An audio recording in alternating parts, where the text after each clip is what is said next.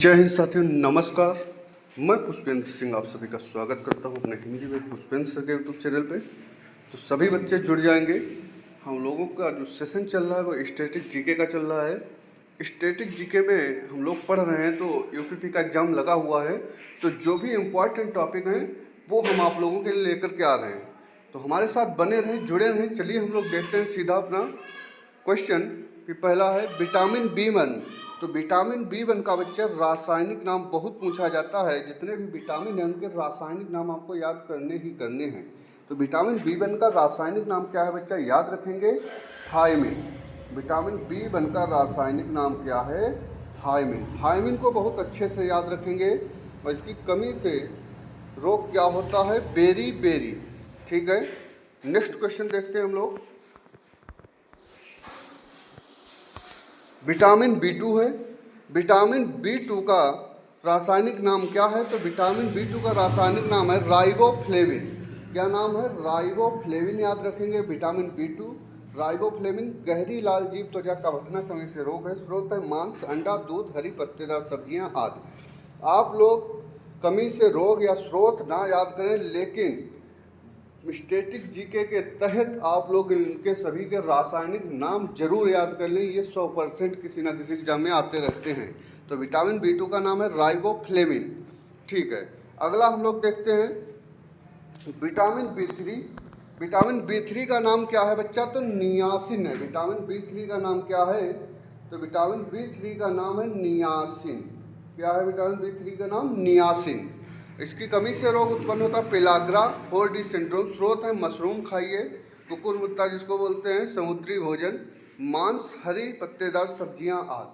आगे हम लोग देखते हैं विटामिन B5 बताना है आपको। इसका रासायनिक नाम क्या है, तो इसका रासायनिक नाम होता है पेंटोथेनिक अम्ल, यानी पेंटोथेनिक एसिड।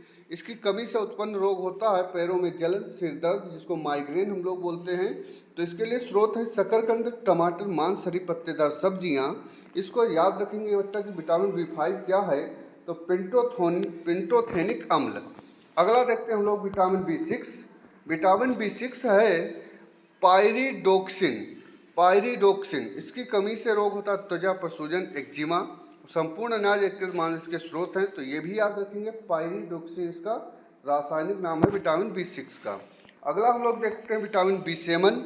विटामिन B7 को बिल्कुल भी, जितने विटामिन बी में हैं उसमें से आपको क्या करना है, विटामिन B7 को भूलना ही नहीं है। विटामिन B7 का रासायनिक नाम क्या है, तो इसका रासायनिक नाम है बायोटीन। ये कैसा क्वेश्चन है, मोस्ट इम्पॉर्टेंट क्वेश्चन है, याद रखेंगे विटामिन B7। जिस पे मोस्ट इम्पॉर्टेंट हम लिख दें उसको तुमको याद करना ही करना है किसी भी हालत में। अगला देखिए विटामिन B11 है। तो विटामिन E11 का नाम क्या है, फोलिक अम्ल है, फोलिक एसिड बोलते हैं। और नेक्स्ट हम लोग देखते हैं, अगला है विटामिन B12। विटामिन B12 का नाम क्या है, तो साइनोकोबालामिन। विटामिन B12 क्या है, साइनोकोबालामिन। ये भी बच्चा क्वेश्चन क्या है, मोस्ट इम्पॉर्टेंट है। विटामिन B7 और विटामिन B12 याद रखना ही रखना है आपको, ये भी मोस्ट इम्पॉर्टेंट है। ठीक, आगे देखते हैं हम लोग विटामिन C को क्या कहते हैं, ये भी इम्पॉर्टेंट है।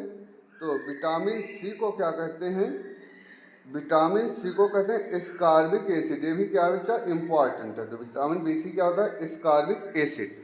अगला हम लोग देखते हैं विटामिन ए, छूट गया था पहले, तो विटामिन ए को हम लोग देख लेते हैं। विटामिन ए को क्या कहते हैं, इम्पॉर्टेंट है, तो रेटिनॉल कहते हैं विटामिन ए को। ये भी क्या है, इम्पॉर्टेंट है, तो विटामिन ए को रेटिनॉल कहते हैं। इसकी कमी से रोग उत्पन्न होता है रतौंधी, आपको याद रखना है। और अगला हम लोग देखते हैं विटामिन डी। तो विटामिन डी को याद रखेंगे। विटामिन डी का रासायनिक नाम क्या है, कैल्सीफेरॉल। क्या नाम है, कैल्सीफेरॉल। और विटामिन डी की कमी से होने वाला रोग जो होता है उसको बोलते हैं रिकेट्स। ये सभी को पता है, क्या पता है, रिकेट्स। लेकिन बहुत सारे बच्चों को ये नहीं पता है कि विटामिन डी की कमी से जो वयस्कों में, यानी बड़े लोगों में, बूढ़ों में जो रोग हो जाता है उसको क्या बोलते हैं, तो ऑस्टियोमलेशिया बोलते हैं। क्या बोलते हैं, ऑस्टियोमलेशिया, यानी हड्डियां कमज़ोर हो जाती हैं।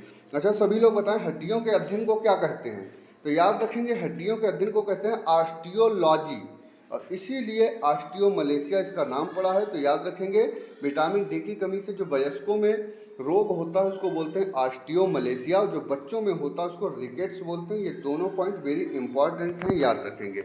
ठीक, आगे हम लोग देखते हैं विटामिन ई। तो विटामिन ई का रासायनिक नाम क्या है? टोकोफेरॉल। विटामिन ई का रासायनिक नाम क्या है? टोकोफेरॉल। इसका जो कमी से रोग होता है, याद रखेंगे, इंपॉर्टेंट है, वो क्या है? बांझपन। ठीक है, बांझपन या उर्वर हो जाता है। ठीक है, जिन लोगों के बच्चे नहीं होते हैं उनको कौन से विटामिन की कमी हो जाती है? विटामिन ई कमी हो जाती है, जनन शक्ति क्या होती है? कम हो जाती है। तो विटामिन ई का नाम याद रखेंगे टोकोफेरॉल। अगला हम लोग देखते हैं विटामिन के। तो विटामिन के का नाम क्या है? फाइलोक्विनोन। क्या नाम है? फाइलोक्विनोन। इसकी कमी से क्या होता है? रक्त का थक्का ना जमना। अगर आपके अंदर विटामिन के कम हो गया बच्चा, तो क्या होता है? आपने देखा होगा कभी उंगली कट जाती है, कहीं चोट लग जाती है, तो खून निकलने लगता है, और वो खून क्या होता है? थोड़ी देर में बंद हो जाता है दबा दो, यानी रक्त का थक्का जम जाता है।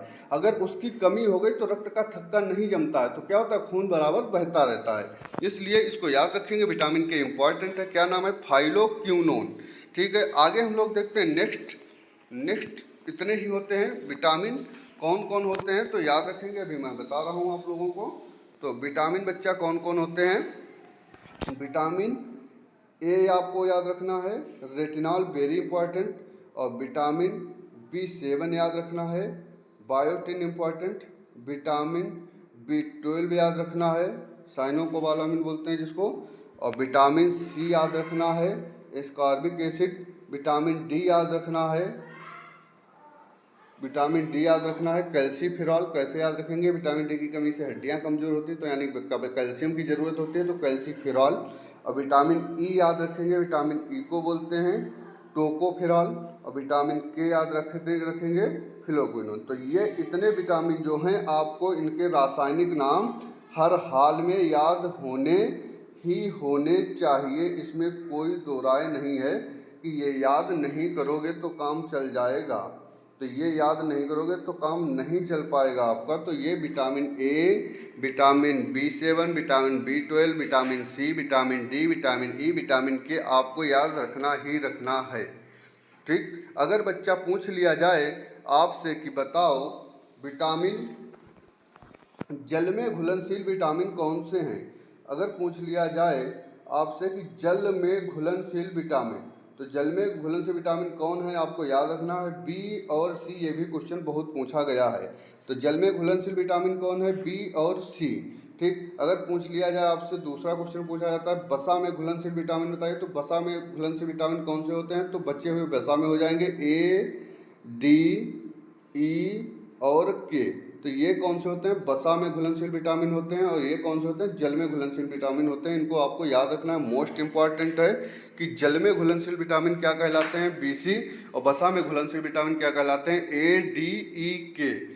ठीक है, और vitamin A, vitamin B7, vitamin B12 और vitamin D, vitamin E, vitamin C, vitamin K, इनके रासायनिक नाम याद रखने हैं।